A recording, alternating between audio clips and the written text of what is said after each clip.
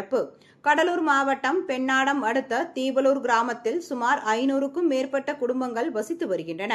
மேலும் கிராம மக்கள் பயன்பாட்டிற்காக மேல்நிலை நீர்த்தேக்க தொட்டி உள்ளது. இந்நிலையில் இக்கிராமத்தில் உள்ள குடிநீர் குழாய் வழியாக சாக்கடை கழிவுநீர் மேல்நிலை நீர்த்தேக்க தொட்டியில் கலந்ததாக கூறப்படுகிறது.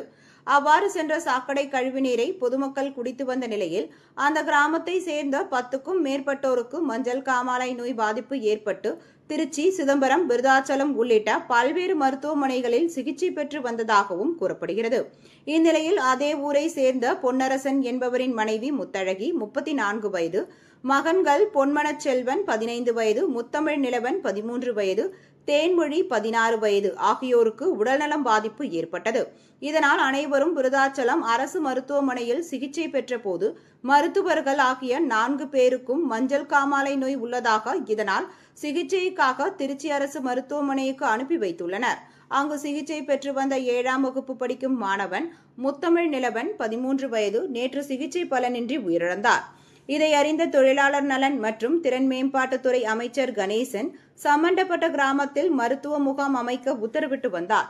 அடுத்து மருத்துவ முந்தையர் மருத்துவ முகாம் அமைத்து பொதுமக்களிடம் இரத்த மாதிரிகளை சேகரித்து வருகின்றனர். மேலும் சம்பந்தப்பட்ட மேல்நிலை நீர்த்தேக்க தொட்டியின் குடிநீரையும் ஆய்வுக்காக அனுப்பி வைத்துள்ளனர்.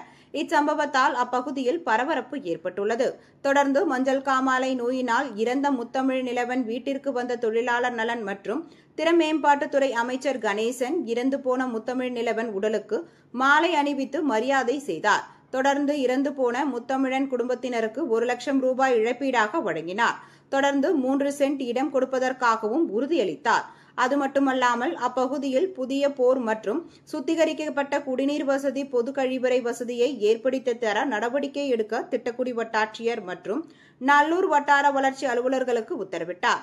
ஒரே குடும்பத்தை சேர்ந்த 4 பேருக்கு மஞ்சள் காமாலை நோய் கண்டறியப்பட்டது பெரும் பரபரப்பை ஏற்படுத்தியுள்ளது.